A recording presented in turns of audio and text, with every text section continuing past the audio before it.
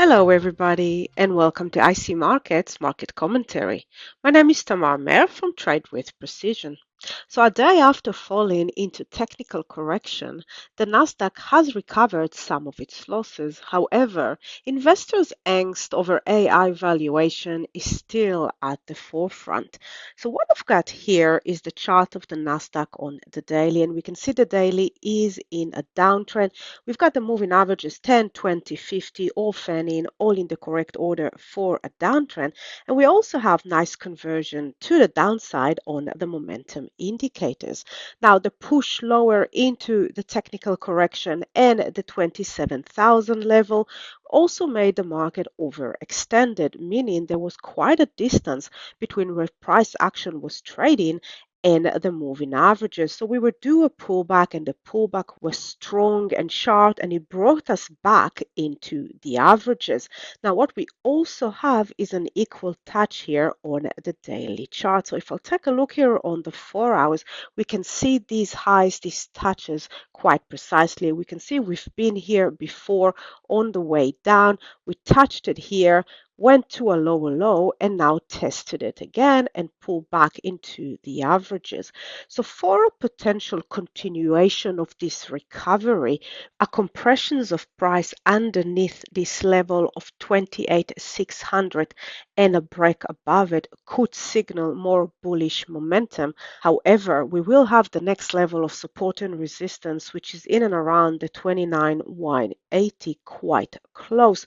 So what I'd like to see is a deeper pullback here, so a continuation of a pullback into the area of the 27,570.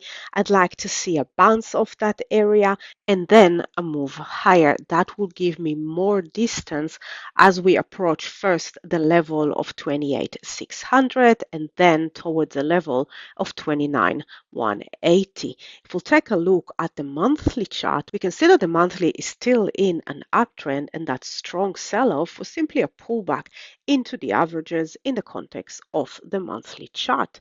Now, in other news, the yen soared by the most in more than 2 years against the US dollars, as reported that officials have intervened once again to try and prop up the currency. So we can see this strong sell-off. We were in an uptrend. We can see that also here on the weekly chart, and a deep and strong sell-off. So I'm going to leave the yen currencies for now until the dust is settled on the latest intervention.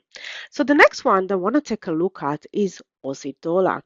Now, Aussie dollar was compressing above the level of 69.60, and we can see we were making lower highs and equal lows. Then we broke through that level, couldn't go lower than the previous low, and rejected it very fast and strong and made a higher high.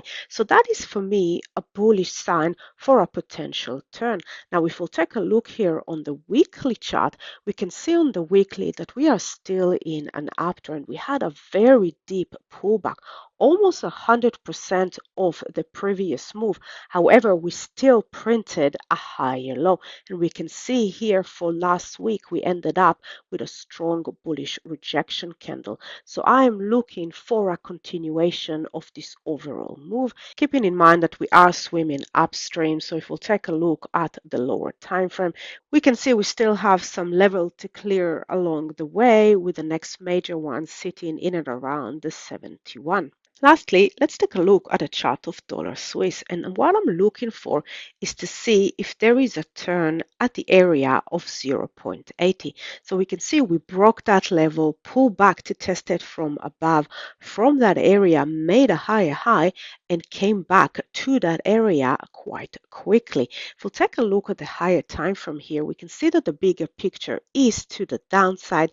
We had a pullback into the averages, into the sell zone, and I want to see if we can get a continuation of the overall move. So we are not in a downtrend on the monthly chart. We made a higher high and a higher low.